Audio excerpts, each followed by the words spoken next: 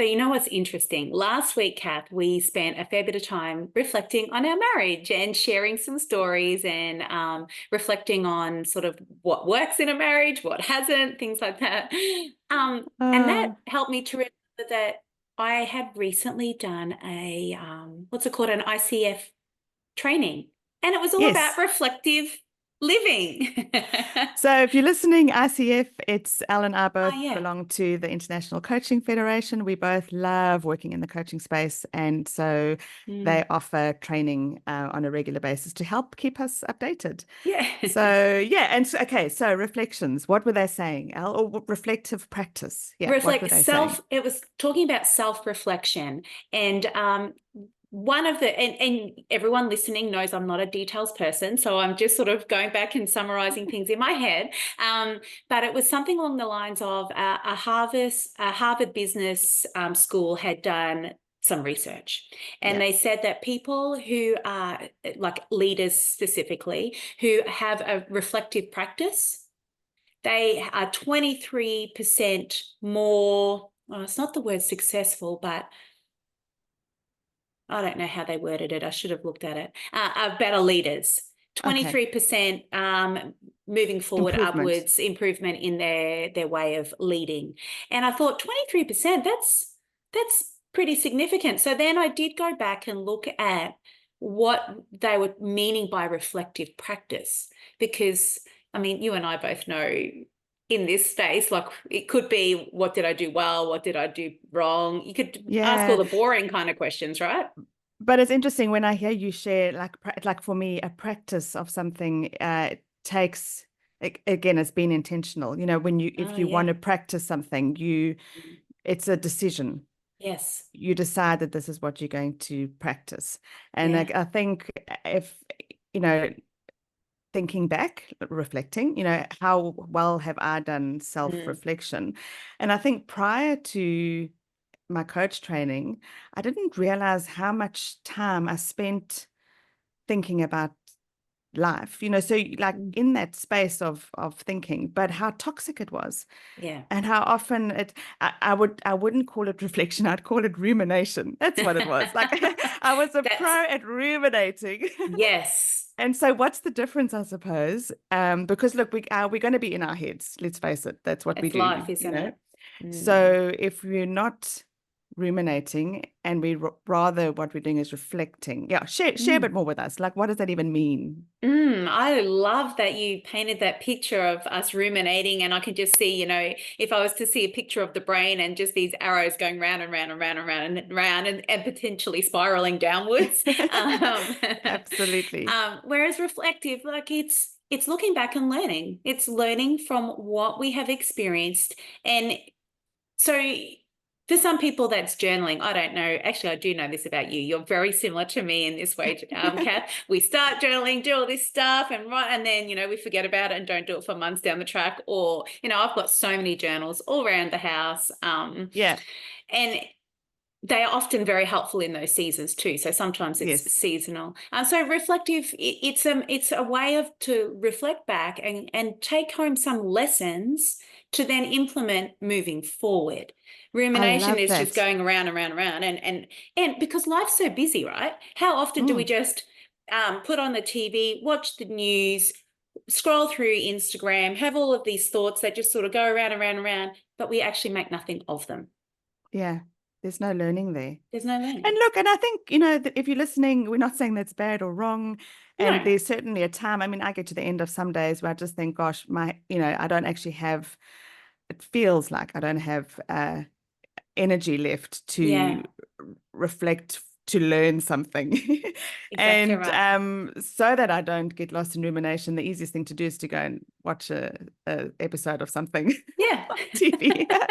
So if that's what you do, we're not saying Mind that's wrong numbing. or bad. Yeah, Mind numbing. Sometimes there's a place for that too. of course there But yeah, is. so when you recognize, okay, back to, I'm derailing you, back to reflection. So yes, so I Yeah, love it's thinking back with the intention to gather information so we can learn yeah, moving forward. absolutely, to learn moving forward. And one statement that I remember reading is it's what makes us different between being sort of mediocre and average in life, which is fine, Mm-hmm. nothing wrong with that. Mm-hmm. or incredibly successful. And as we would call it, Kath, is living brave, strong, and fulfilled. If we want to Yeah, live a life that is brave, strong, and fulfilled, one of the keys, one of the things that we can do is have a practice of self-reflection. And it doesn't love have to that. Yeah, be another thing that we have to do. But I remember when I was sort of reading through the research, it talked about scheduling time into your calendar, once a week, so you can do it. And look, if you are that intentional and habitual, that's great. And it's something that maybe when I read it, I was kind of challenged and thought, you know what, I can probably do that once a week. That would yeah. probably serve me well. And it was because it wanted us to reflect on, there was 3 specific things to reflect on. Oh, okay. So now I'm like, okay, tell us What what are those those are, 3 Al. things? Yeah, and they I'll were just perch up. surprising. They Yeah. were surprising to me. Oh, and that was the first one. That's surprising. The first one was to reflect on the surprises. I was like, oh, what do they Okay. mean by surprises? But let's think about it. If you're surprised by something, it's Yeah, because something didn't go how you assumed it would go. that's so true. Yes. So it gives us, if we reflect on the moments in a week where we've been surprised, that gives us room to go, okay, that person didn't smile at me when they came into work. We could make an assumption that they don't like me.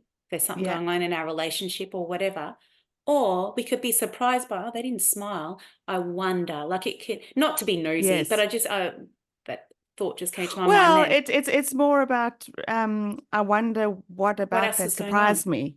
Yeah. Yeah, or the reason I was so, just reflecting on, oh, Yes, I true. wonder why that surprised me, Mm, mm, because I think what I'm hearing when I listen to that is we can be surprised, absolutely what you said, when there's a expectation of something. mm. And we can get so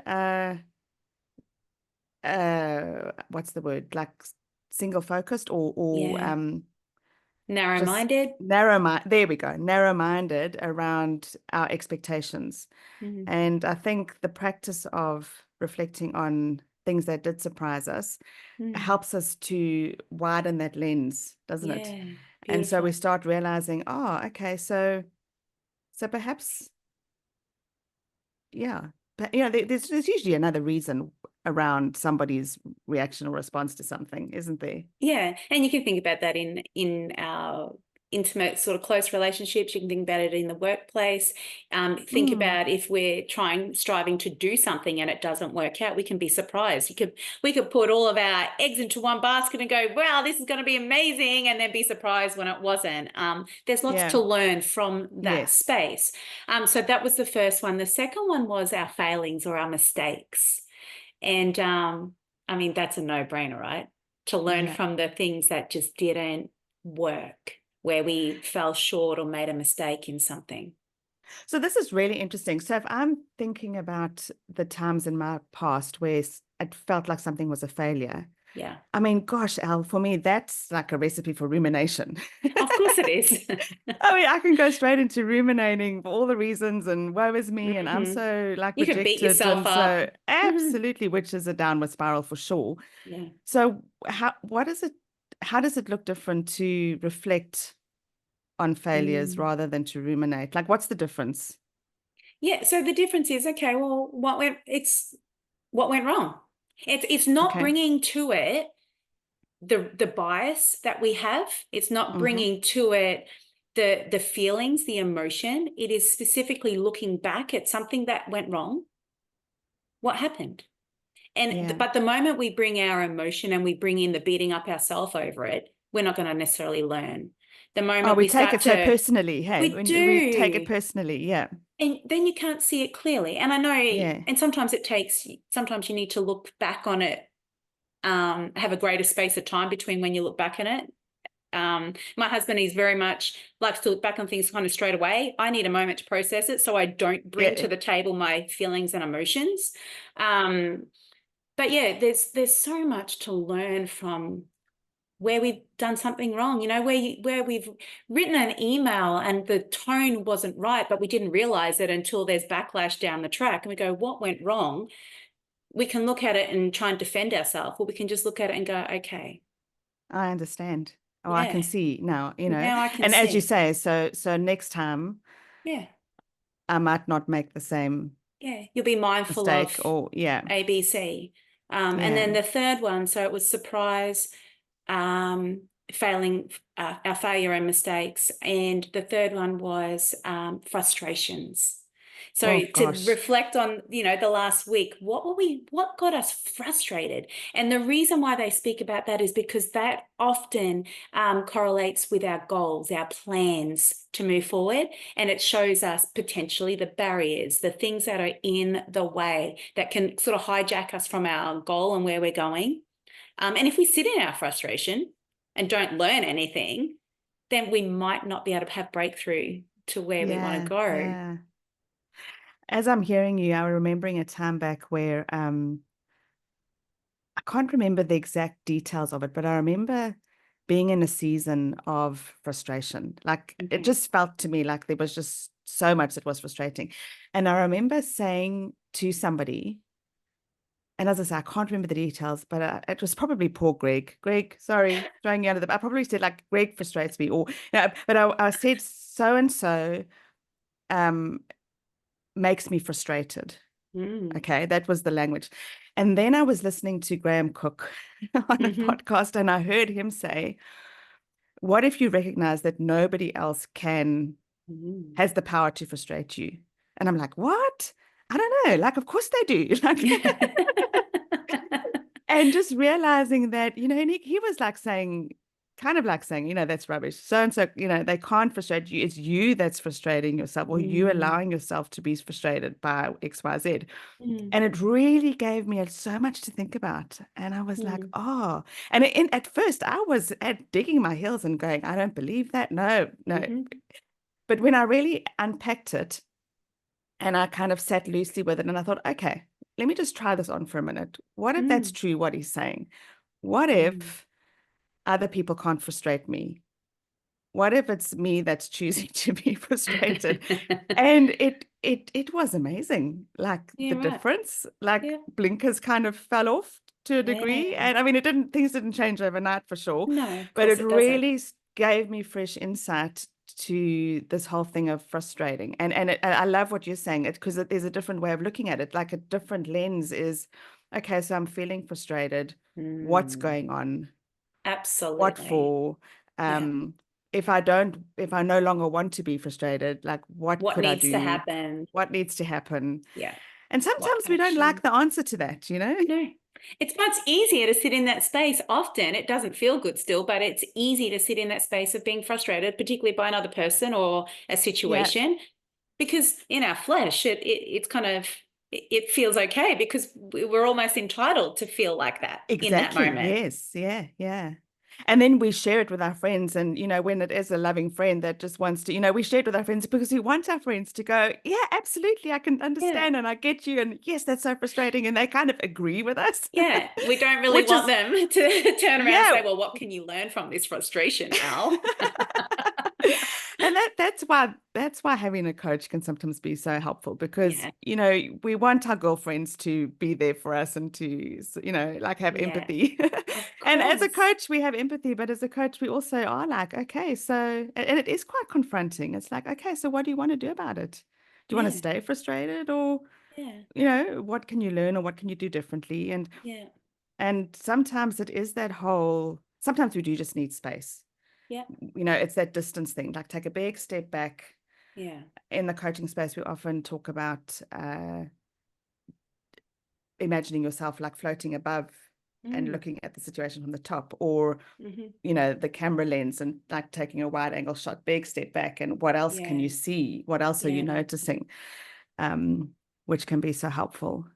Yeah. Yeah. No, it's certainly it's not, well, it kind of, it's a simple practice, but it's not easy. It doesn't necessarily Yeah. feel good. It's uncomfortable. But if we want to be all that we've been created to be, Yeah. life's not going to be comfortable anyway. Yes. Because So if that's not we're the goal. The goal is not to live without discomfort. No, it's like you go to the Yeah. gym to build muscle. The way we build muscle is when we've got we've got the weights, we've got a resistance. Yes.